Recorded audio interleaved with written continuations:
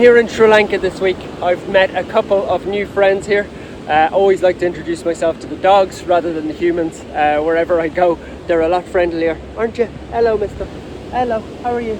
Lovely dogs. I've come here actually and swapped moped for tuk-tuks this week. Sri Lanka looks very much the same as Thailand does. It's also got a huge street dog problem. And I'm going to talk to you about a wonderful partnership we're launching this week, which is sterilising more dogs with a wonderful organisation called WECare. Happy Doggo is the one that I have founded and that we're funding these sort of operations around the world. But I'm going to take you out as we try and catch some street dogs. We're going to treat street dogs, and I'm going to introduce you to some of the wonderful people and some of the wonderful dogs here in Sri Lanka.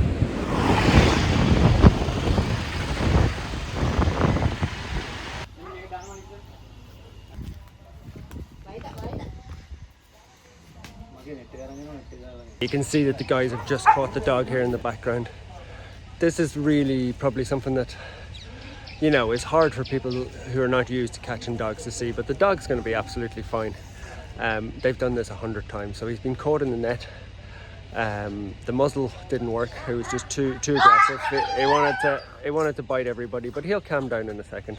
And that's a dog that is caught that absolutely needs to be sterilised. But definitely stressful for the dog at the moment. But in the long term, that is just an incredible result to catch a dog like that. Now, mister, it's for your own good, mister. It's for your own good.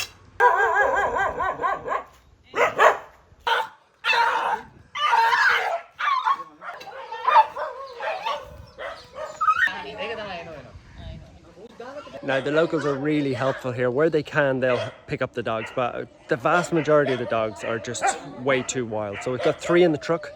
Everybody's wishing them well, heading off for their operations, where they'll go back to the main sterilising truck, which is a few miles away. But there's a lot of dogs here to clean out. There's maybe 20 or 30 that we've seen that are fully wild, so it takes time. This is like really labour intensive, really cost intensive, really stressful for the dogs and the people. But you've got to get them out one by one, because the hard ones, if you don't go back and get the hard ones, they're just going to multiply into more and more dogs. But there's 3 on board there already, which are going to get sterilised, and the guys are, the whole neighbourhood is out actually helping. If you look down, all the way down behind us, everybody is out helping sterilise the dogs. That's okay.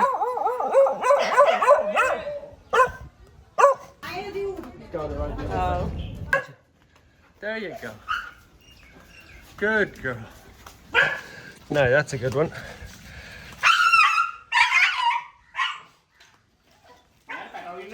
So obviously this is a really good example. You can't take that mum away from the little puppy. There's 3 more over there in that little lovely shelter that she's put them in. So we actually caught mum, but we've released her again because she has to feed those puppies and keep them alive. So she'll get marked down on the sheet, and she'll be come and caught. When she stopped breastfeeding, she'll be able to be caught and sterilised. But unfortunately, these little puppies are going to grow up and they're going to need sterilised. So this really does show exactly why sterilising is so important. I'm going to put the little puppy back in now into the safe place where mom had her. You can see it's a very young puppy. There you go, mum. She's coming back to you. Coming back to you, mum. There you go. We'll be back to get you in the future, mum, won't we? Done so well, mum. I put them back in. They can crawl back in, and you can see in there the puppies are in there. Oh, good job. You're stuck, little puppy. You're stuck. Good job, mum. Good job. You can come in and give them a feed now.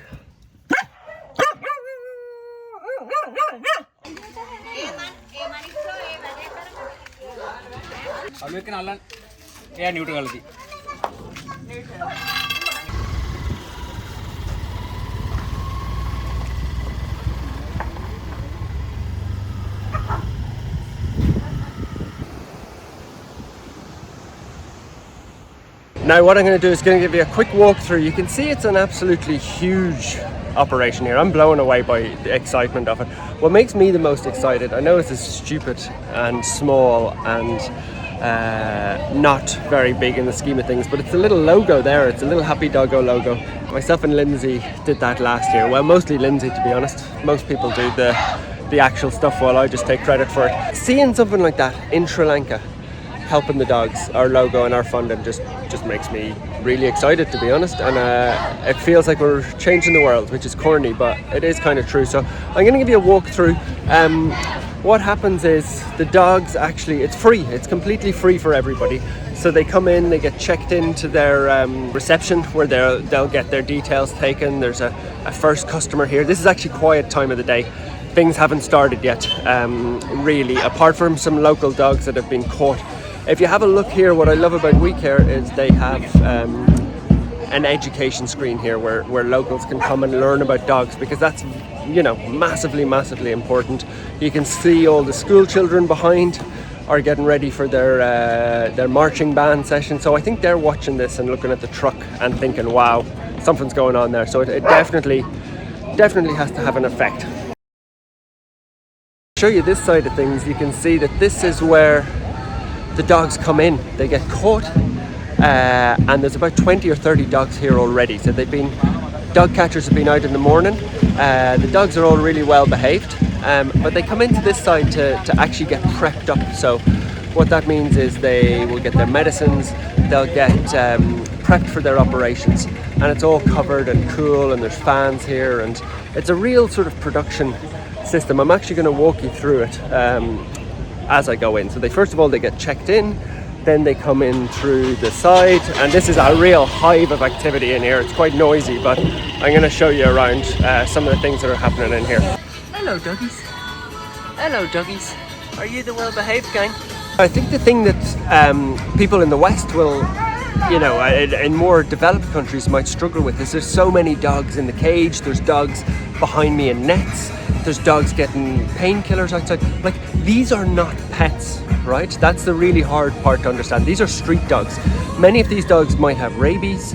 They are on the streets fighting with each other. For the most part, they have an enjoyable life on the streets, but they have diseases, they have illnesses, they really need our help. So cutting down the numbers is absolutely essential. So what this is set up here for WECare has is just incredible, because even though they're in the cages, they're in there for the shortest amount of time. They're caught really humanely.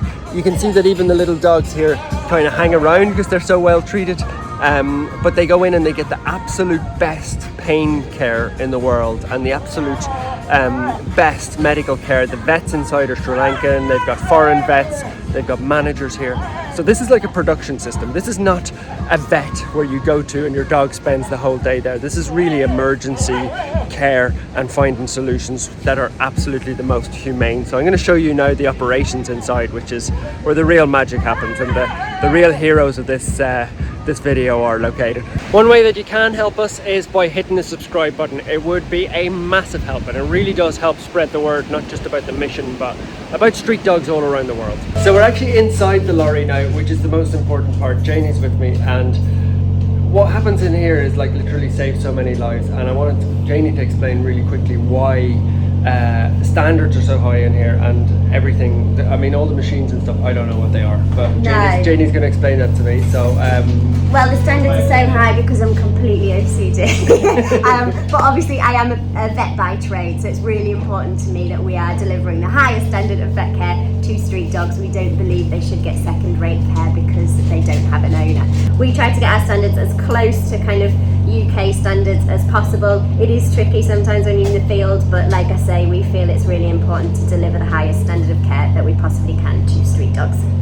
Are you really proud of your lorry? I don't know. Yeah, of course I am. I'm proud of the team. They do an incredible job. But like me being OCD, as I said, I come in and I'm like, oh, we could do that better. We could do that better. But that's the beauty of what we do as well. There's always room for improvement, and we're always looking to power forwards and help as many animals as we possibly can.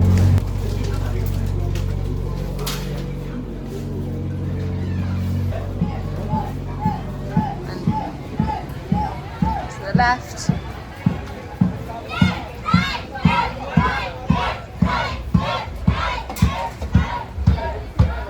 Never in my wildest dreams did I think that helping the street dogs would have me in Sri Lanka. There's a storm in the background up above. There's a marching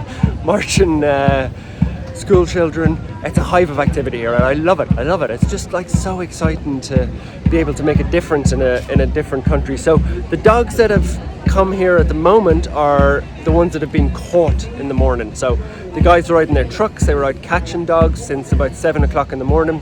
Really, really hard job. If you're a dog catcher, really it's the toughest. You're getting bitten, you're getting stressful situations.